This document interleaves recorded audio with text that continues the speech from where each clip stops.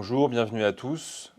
Vous vous apprêtez à regarder une vidéo, un diaporama enregistré sur le plan Amavi, afflux massif de victimes, qui viendrait impacter de manière certaine le bloc opératoire du plateau technique du CHU de Hôtel-Dieu. La première des questions, ou en tout cas des constatations qu'on peut partager ensemble, c'est d'abord se poser la question de savoir pourquoi on parle de plan Amavi et pourquoi on doit en parler. C'est d'abord parce que c'est une réalité. Les événements de 2015, 2016, d'autres ont vu l'émergence de cette thématique d'afflux massif de victimes venir impacter des hôpitaux civils qui ne sont pas préparés d'un point de vue culturel et organisationnel à accueillir un nombre important de blessés. Il s'agit donc de nous emparer de cette thématique et d'y réfléchir ensemble afin de mieux nous y préparer. Notre réponse, il faut la structurer. Et pour cela, nous nous sommes tournés vers des gens dont c'est plus le cœur de métier, à savoir des professionnels de la gestion de crise. Les pompiers, le SAMU, les militaires, des organisations de pays qui sont confrontés à des conflits militaires. Notre inexpérience dans le sujet fait que notre réponse ne pourra être parfaite. Néanmoins, nous avons une obligation de moyens à défaut d'une obligation de résultat. Cette thématique identifiée et que nous partageons doit nous permettre, ensemble, d'élaborer des procédures, réflexes, sur lesquelles nous devons pouvoir compter si nous sommes un jour confrontés à un afflux massif de patients. Ces procédures doivent être conçues pour pouvoir être opérationnelles, quel que soit le niveau d'expérience des gens qui seront impactés par le déclenchement du plan Amavi. Et nous devons pouvoir mettre au point une politique d'éducation, d'acculturation et d'entraînement qui doit nous permettre de passer la phase initiale de sidération propre à toute crise. Nous ne pourrons pas réagir face à une situation donnée par un plan que nous aurons prédéterminé à l'avance, correspondant exactement à la typologie de la crise qui nous sera proposée. Pour repenser nos organisations en cas de situation Amavi, nous devons identifier les points de faiblesse, les fragilités de notre organisation et essayer ensemble d'y travailler. Il est absolument fondamental d'intégrer que ces patients, le flux de ces patients sera ininterrompu. Et nous devons donc travailler à un flux de soins et une chaîne de soins qui soit elle aussi la plus fluide possible. Cette chaîne de soins doit évidemment comporter une attention particulière sur la fluidité des patients, sur la fluidité des ressources humaines, sur l'utilisation raisonnée des moyens logistiques et diagnostiques. Il faut repenser notre manière de voir les choses. Nous aurons l'occasion de parler un peu plus loin de la technique de damage control chirurgical. Les ressources, notamment scanographiques ou en bloc opératoire, seront limitées. Il faut donc raccourcir les délais de prise en charge de ces patients pour pouvoir se mettre en capacité de libérer un bloc opératoire ou un scanner et de pouvoir y mettre un patient suivant. Un point de précision important. L'organisation telle que nous allons la décrire maintenant concerne essentiellement une organisation de jour, où les effectifs sont à plein et le personnel sur place. Il y a évidemment la possibilité pour qu'une situation de type Amavi se déclenche de nuit, et là, la situation un peu différente devra s'organiser et s'articuler autour des agents, des médecins, des cadres, d'urgence et sur place. Et chaque mission se verra attribuée à nouveau au fur et à mesure de l'arrivée des renforts. Nous travaillons donc là sur un plan de jour. Un point aussi sur AGRL, un plan spécifique en cas d'afflux massif à AGRL a été développé. Nous n'en parlerons pas ici, car en effet, vous devez savoir que au niveau de l'organisation régionale de la santé, de la distribution et de l'offre de soins, le CHU de Nantes a été identifié comme structure d'accueil en cas de plan Amavi. Ce qu'on appelle un T0 de territoire doit donc, de manière contractuelle, nous mettre en capacité d'accueillir 10 urgences absolues, 20 urgences relatives, qui seront de toute façon routés sur Hôtel-Dieu. Nous devons donc être en capacité de pouvoir les accueillir.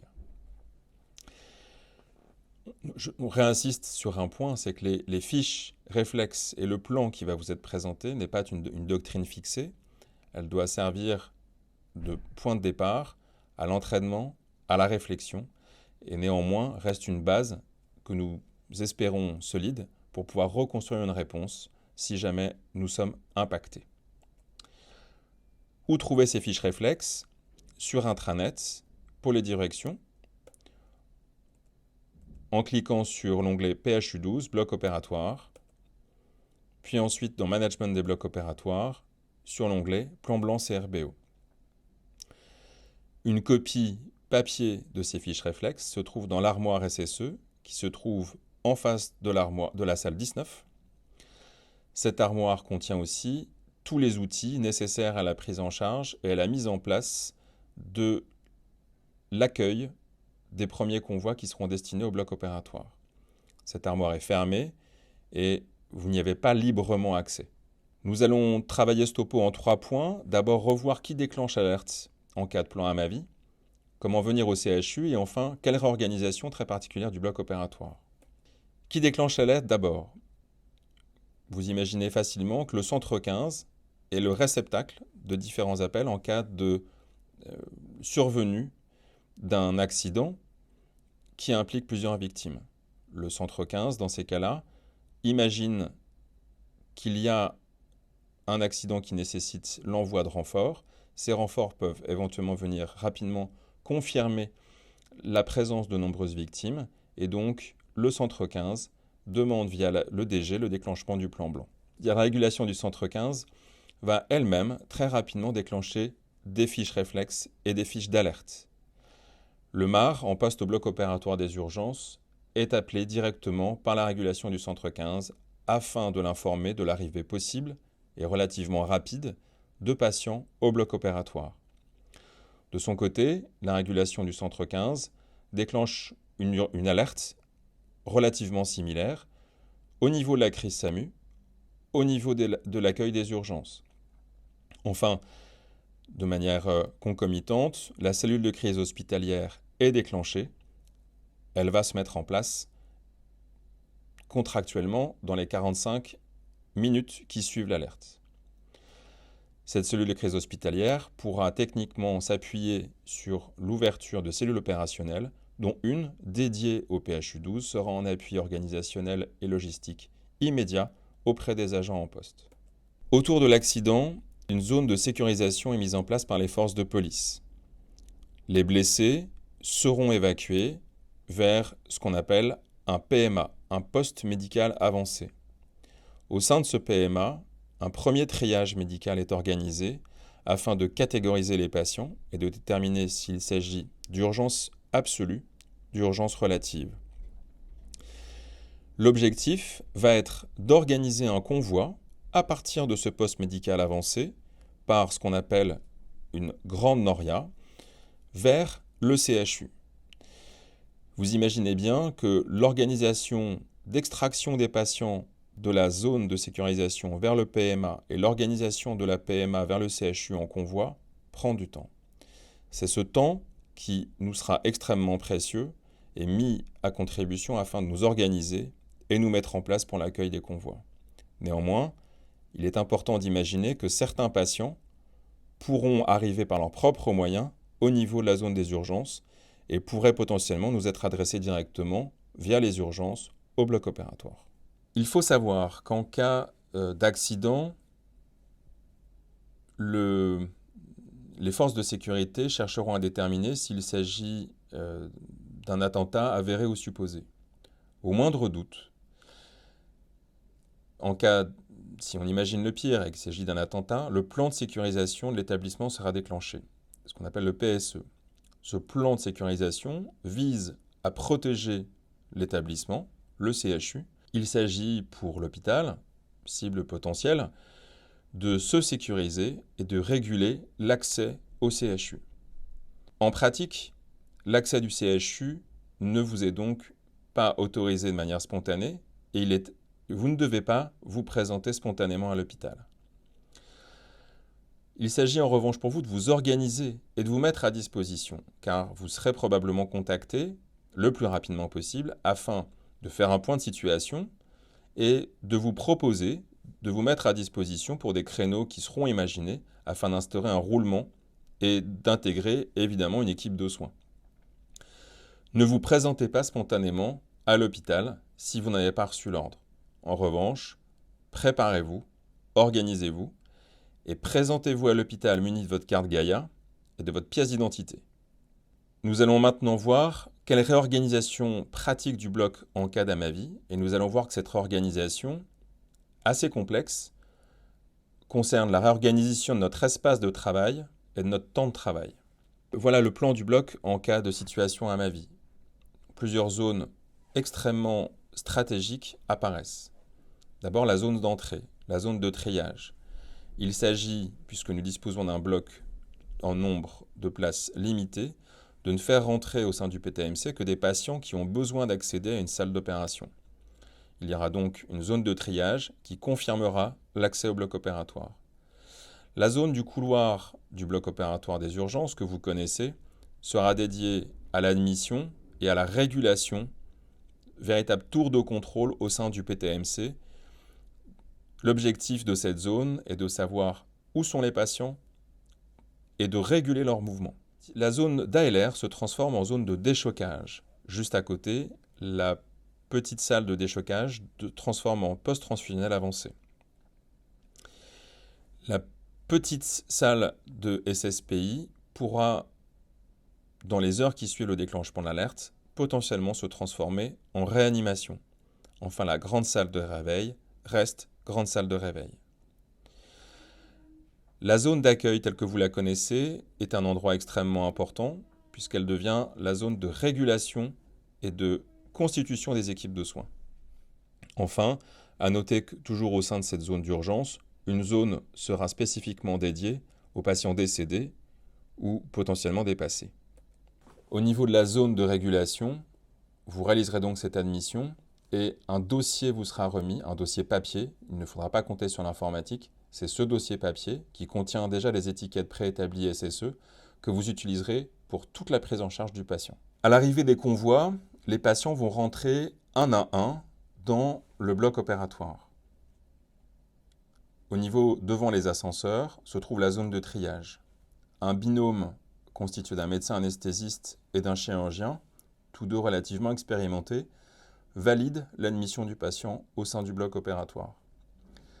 Juste à côté, au niveau de la zone de régulation RH, une équipe prend en charge, est mandatée, prend en charge le patient et rentre à l'intérieur du bloc opératoire. Le premier stop se fait au niveau de la zone du bloc opératoire des urgences, au niveau du SAS. Ce stop est extrêmement important. Il valide l'admission administrative du patient qui conditionne l'identito-vigilance et le suivi du patient en assurant sa sécurité. Ce premier point est absolument fondamental. L'équipe continue à prendre les transmissions et l'admission est faite et des photos sont prises du patient pour assurer une traçabilité et de l'équipe.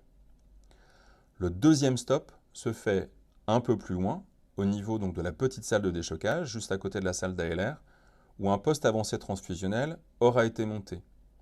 Nous reviendrons plus en détail sur cette fiche de poste, mais vous pourrez déjà vous y approvisionner en sang, au négatif ou au positif. Au niveau de la zone de régulation, le MAR, régulateur, vous aura attribué une salle d'intervention. Vous pouvez joindre cette salle en respectant un sens de circulation commun pour tout bloc opératoire qui est un sens anti-horaire. Deux équipes ne peuvent pas se croiser et à partir du moment où un plan blanc est déclenché, nous vous demandons de respecter ce sens de circulation afin d'assurer la fluidité des transferts et des mouvements.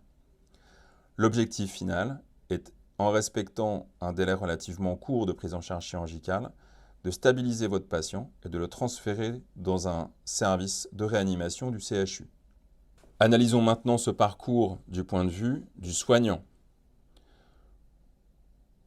Vous avez été appelé par une cellule de rappel muni de votre carte Gaïa et de votre pièce d'identité, et vous vous présentez au vestiaire. Vous vous changez et vous vous retrouvez en zone d'accueil. Ne vous rendez pas directement en salle d'intervention. Présentez-vous à un binôme, un médecin et un cadre sont dédiés à cette mission, à la constitution d'équipes de soins. Vous vous inscrivez sur un cahier de présence. Potentiellement, vous pourrez être amené à être envoyé sur une salle afin de la repréparer et de la reconditionner. Vous revenez ensuite au niveau de cet accueil afin de vous mettre à disposition. Vous serez affecté à la prise en charge d'un patient puisque les convois continuent d'amener des patients et ces patients se présentent à l'entrée du bloc opératoire. En fonction de vos compétences, vous serez donc affecté à une équipe complète de soins, MAR, IBOD, AS, IAD. Et en fonction de vos compétences particulières, on vous administrera la prise en charge d'un patient. Vous dépassez donc la zone de triage, vous rentrez avec l'équipe qui a conditionné et transporté le patient, vous prenez vos transmissions, en même temps que ces transmissions sont faites, vous faites l'admission de votre patient, et une fois que cette admission est faite, on vous attribue une salle où vous allez pouvoir prendre en charge votre patient. Vous arrêtez donc au niveau du PAT, du poste transfusionnel avancé, vous prenez en charge le patient dans la salle qu'on vous a attribuée et vous transférez votre patient en réanimation quand vous avez fini sa prise en charge. Ce temps d'occupation de salle doit être revu en conditions de damage control. Vous imaginez bien que les ressources du bloc opératoire sont limitées et il faut donc pouvoir être en capacité de libérer la place pour un potentiel patient suivant. Ces notions de damage control, nous pourrons les retravailler un peu plus tard, mais il s'agit en pratique de stopper l'hémorragie, d'arrêter la contamination digestive et de réaliser des chirurgies qui seront incomplètes et qui seront provisoires et amenées à être reprises dans un temps ultérieur. L'objectif, stopper l'hémorragie, stabiliser le patient, le transférer en réanimation. Notre organisation se modifie aussi dans le temps. On vient de le voir, les délais d'occupation de salle ont pour objectif d'être écourtés. Mais la crise, elle, peut être amenée à s'installer un peu dans la durée. Le plan blanc sera enclenché probablement pour plusieurs jours, le temps de pouvoir traiter tous les patients et se réorganiser et sortir de la phase de désorganisation initiale. Nous vous remercions d'avoir visionné cette vidéo. Nous espérons qu'elle a pu répondre aux questions et aux interrogations que vous vous posiez sur cette thématique. On vous invite fortement à regarder les autres diaporamas des corps de métier impliqués et qui seront, comme vous, impactés par un afflux de patients en bloc opératoire. Vous y apprendrez sûrement beaucoup de choses et nous reviendrons vers vous avec d'autres propositions de formation et d'exercices dans les semaines et les mois qui viennent.